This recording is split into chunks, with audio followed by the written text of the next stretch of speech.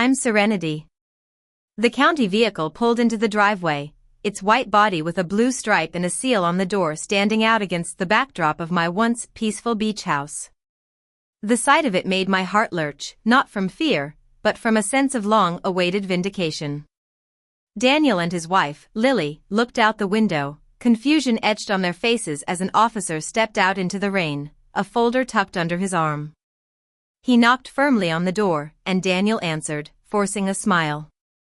"Can I help you, officer? Are you Daniel Thompson?" the man asked. "Yes," Daniel replied. The officer handed him the folder. "This is a court-issued stop work order. All construction must cease immediately pending formal review. That includes demolition, remodeling, and any contracted labor." Lily appeared behind Daniel, her mouth falling open. "What? Why? We already. This is our home." The officer shook his head. "The owner filed the petition this morning." Daniel's face drained of color as he slowly turned toward me. His disbelief was almost childlike, the way a person looks when the world abruptly stops behaving the way they assumed it would. "Mom," he said quietly, "you did this." The storm outside cracked loud enough to rattle the windows, but the silence between us felt louder. I stepped forward, careful, steady, holding his gaze. "You started construction on my house without permission. I needed it to stop." Lily stepped forward, her voice rising with panic. "We were trying to build something better for all of us. Why are you making this harder than it has to be?" Just then, another vehicle pulled in, a county inspector. The officer gestured toward the interior. "I need to walk through the property with the homeowner." Daniel blocked the doorway for a moment, anger building behind his eyes, but the officer's posture shifted, and Daniel stepped aside. I moved past him, feeling something shift inside me. Not triumph, not satisfaction, but something sturdier, a quiet reclaiming of ground that had slowly been slipping away. As I retraced my steps to understand how I got here, I remembered that I'd spent most of my life as a high school teacher. It was a job that taught me the value of stability and the importance of a place to call home. After losing my husband, Mark, 5 years ago, this little beach house in Seaside Point became my sanctuary, the one place where I could truly be at peace. That Friday afternoon, all I wanted was a quiet week by the ocean. I had turned off the highway, feeling the salt wind hit my face, and truly believed I was driving toward rest. I even whispered to myself, just a week, Serenity. A week of quiet. But as soon as my tires rolled into the driveway, my heart dropped. A white contractor's truck blocked half the yard. Sheets of plywood leaned against the railing, and I could hear a hammer slamming against something inside, hard and frantic, like the house itself was crying out. I left my bags in the car and walked toward the door, feeling the boards tremble under my feet. When I stepped inside, a stranger in a dust-covered shirt brushed past me without even looking up. The air smelled of sawdust and paint thick enough to sting my throat. My kitchen, Mark's favorite room, was gutted down to the studs. The countertops were gone, the cabinets were gone, and even the sink had been ripped out, leaving only exposed pipes like bones. I stood there, gripping the doorframe to steady myself when a familiar voice floated over the noise. "Oh, Serenity, you're early." Lily said it like I was the one intruding. And in that moment, a cold certainty settled in my chest. Something was terribly, dangerously wrong. The moment Lily walked away from me, shouting instructions over the roar of drills, I felt a strange numbness settle into my chest. It was the kind of numbness that comes after a hard blow when your body hasn't quite caught up to the shock. I stood there for a few seconds, trying to blink the dust out of my eyes as I looked around the kitchen that had once been the heart of my home. The floor I used to sweep barefoot in the summer was covered in splintered wood and cardboard. The window that framed every sunset was blocked by a stack of drywall. Somewhere underneath all that noise and mess was the last piece of a life I had shared with Mark, but I could barely recognize any of it. I stepped deeper inside, forcing my feet to move even though my mind kept whispering, "Turn around. Get out." Something is wrong. The thud of hammers echoed through the hallway, rattling the picture frame still hanging on the wall. Mark's smile flashed at me from one of them, the photo of him holding up a fish he caught right off the dock behind the house. I reached up and steadied the frame, my fingers brushing over the glass, as if touching it could somehow anchor me in the middle of the chaos. A cloud of dust rolled through the hallway as I made my way toward the master bedroom. My heart was beating too fast, but I kept going because I needed to see it. That room was sacred ground to me. It was where Mark spent his last good summer. It was where we drank coffee every morning on that old-fashioned armchair he insisted on keeping, even though it didn't match anything else. I pushed open the door, and the sight inside felt like someone had reached into my chest and squeezed. The wall facing the ocean had been split open along one side. The wood trim we had chosen together after arguing for an hour in the hardware store was gone. The carpet had been ripped up, exposing the subfloor and the bed. The bed was simply missing. The mattress, the frame, the quilt I made the year my grandson was born. Everything was gone as if it had never belonged there in the first place. Behind me, footsteps approached, and Daniel's voice carried that same blend of impatience and forced cheer he used whenever he knew he'd done something questionable. "Mom, you made it. I thought you'd be here tomorrow." I didn't answer right away because I was busy searching his face for something.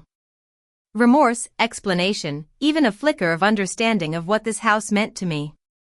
I didn't find any of it. He stepped inside the room, looked around as if he were giving a tour to a stranger, and said, "We're opening this wall up to make room for a bigger master suite. It'll be amazing when it's done." "We?" My voice came out smaller than I intended, and I hated how frail it sounded. "Yeah," he said casually. "Lily and we've been talking about moving out here permanently. It just makes sense. The city's too hectic, and this house is perfect for a family. We've already started planning out the space for the kids and maybe a room for Lily's parents down the line." He said it as if it were the most natural thing in the world, as if the home I had worked 35 years to afford was nothing more than a convenient upgrade for them.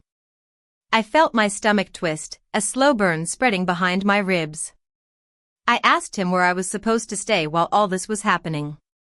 He smiled, an absent, distracted smile, and motioned for me to follow him down the hallway. I did because I couldn't make my legs do anything else. We passed the family photos, the linen closet, the spare room I used to read in, and then he stopped at the very end of the hall. He pushed open a door I rarely used, and the smell of dust and cedar hit me. "This one," he said. "It's small, but it's cozy. And it's quieter back here anyway." Quiet. That was his selling point. The room barely fit a twin bed. There was one tiny window facing the driveway, and the only sound was the distant muffled banging of construction from the other end of the house. I stepped inside and placed my hand on the cold windowsill. No view of the ocean, no breeze, no trace of the life I had built. Daniel stood in the doorway, checking his phone. "We've already talked to the contractor. They'll finish the new layout in a few weeks. It'll be so much better than the old setup. Mom, trust me. Trust me." The same words he used when he borrowed money and promised he'd pay it back soon. The same words he used when he said he'd help me maintain the house after his father passed, only to disappear for months. I felt a sting behind my eyes. But I refused to let the tears fall.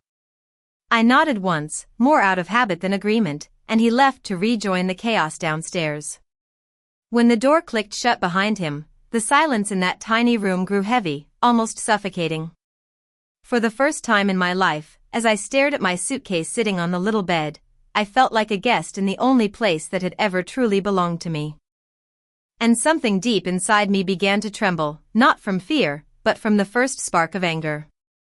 That night, the little room felt colder than it should have.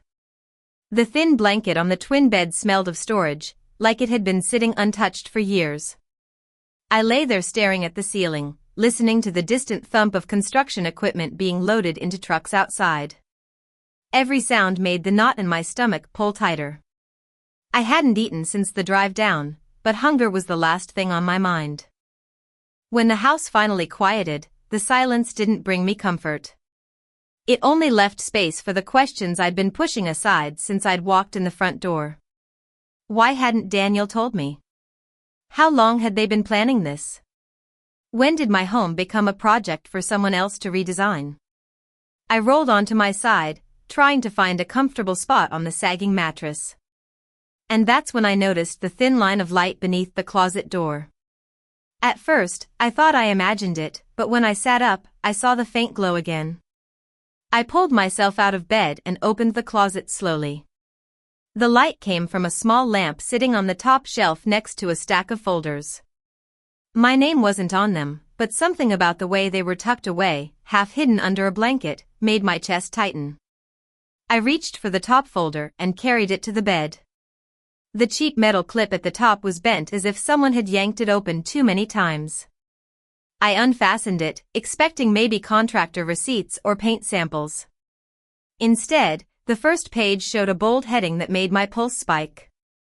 Project owner Daniel Thompson, estimated cost $129,700. There were renderings of rooms I had never approved, lists of materials more expensive than anything I would have chosen, and a schedule laid out across the next 2 months. 2 months. They had rearranged the rest of my spring without even mentioning it. I turned to the next set of documents and felt my breath catch. It wasn't construction paperwork this time. It was a stack of legal forms, pages and pages stamped with the same 3 words, durable power of attorney. My name was typed neatly at the top of each one. The signature line below it was empty, but there was a sticky note attached in Lily's handwriting. Just sign here when you're ready. We'll take care of the rest. The exclamation point at the end made me feel sick. I sat very still, holding the page between my hands, and for a moment the room seemed to shrink around me. The walls of that little space, the one they'd assigned me like a child, felt as though they were closing in. I remembered the conversations Daniel and I had had over the past year, moments I had brushed off as harmless. Mom, it would be easier if I handled your insurance paperwork. Mom, maybe we should simplify your accounts just in case. Mom, you shouldn't have to worry about all this stuff at your age. At your age.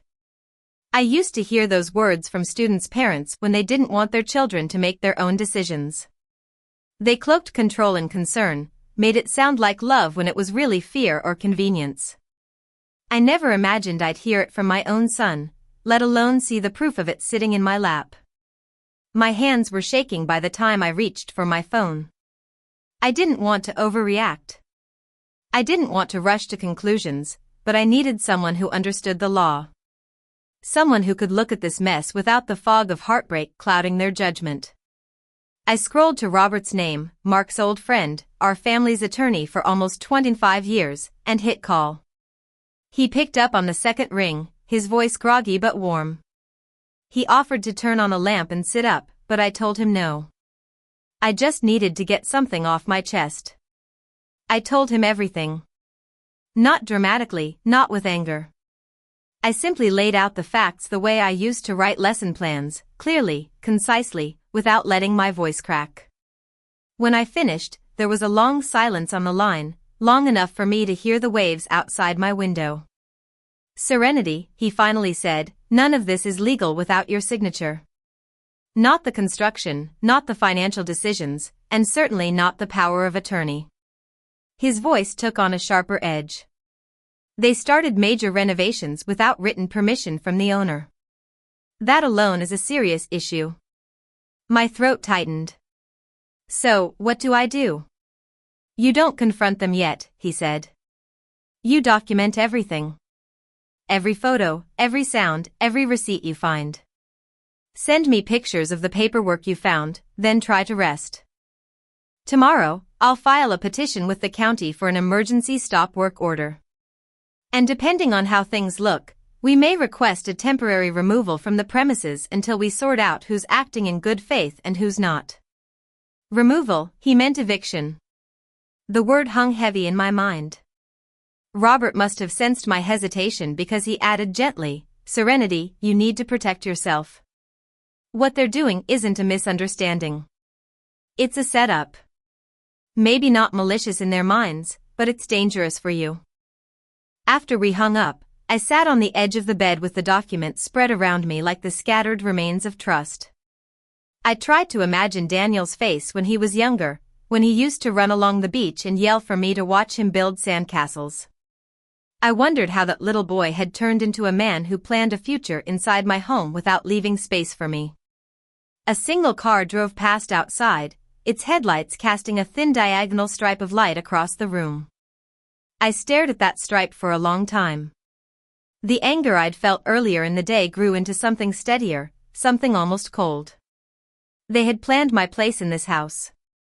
They had chosen the room for me, the paperwork for me, the decisions for me.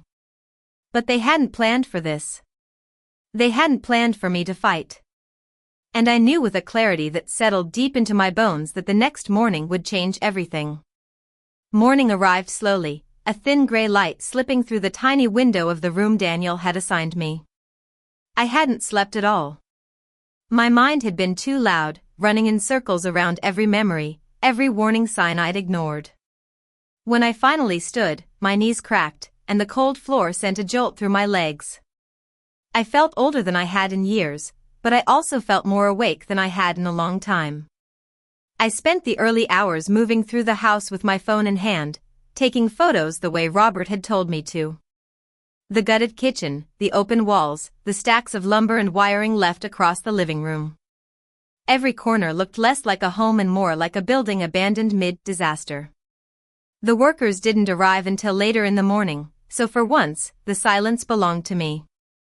I paused in the doorway of the master bedroom. The ocean glimmered beyond the torn drywall. The breeze carried the scent of salt and something faintly metallic. For a moment, I closed my eyes and let myself imagine it the way it once was. Sunlight stretching across the quilt I had sewn. Mark sitting on the edge of the bed, reading the newspaper, laughing at some silly joke in it. Then I opened my eyes again, and reality came back with a punch. Around mid-morning, I carried a tray of coffee into the living room, not out of courtesy, but because I needed a reason to be near Daniel and Lily without tipping them off. They were huddled over a laptop, whispering urgently. When they noticed me, they straightened and smiled too quickly. "You don't have to worry about anything, Mom," Daniel said. "We've got everything under control." The words stung, and not for the reasons he thought. I set the tray down carefully, studying their faces. They looked comfortable, at ease, as if they belonged here, as if I were the visitor. Lily took a mug and brushed dust from her hair. "The contractor said they'll be here in an hour. We're ahead of schedule, actually." "Schedule for what?" I asked softly. She blinked, thrown off by the calmness in my voice. "For the renovation? For making this a home for all of us. All of us." That phrase hit me like a wave breaking too close to shore. They truly believed they were entitled to this place, my place. They had built an entire future inside these walls without leaving room for me to exist in it. I excused myself before my voice could betray me. Back in my small room, I closed the door and leaned against it. Letting my breath settle, my phone buzzed in my pocket. A message from Robert. "Submitting the emergency petition now. Should have an update today. Do not confront them yet. Let the process work." I typed back a simple thank you. Though what I really wanted to say was that I felt like I was walking through a dream that kept tilting sideways. But I knew he understood. He always had. The hours that followed moved strangely, too fast and too slow at the same time. Workers arrived only to be told to wait outside. Daniel stepped onto the porch, arguing on the phone about delays. Lily paced the living room, muttering about budgets and timelines. I stayed quiet in the background, watching them make themselves the center of a house they didn't own. By noon, the sky had darkened with an unexpected storm. The wind off the water whipped sand against the windows, and thunder rumbled somewhere far out at sea. The workers left early, promising to return when the weather cleared. Daniel grumbled for half an hour about wasted time, and then, just after 3 o'clock, it happened. The county vehicle pulled into the driveway, leading to the scene I described.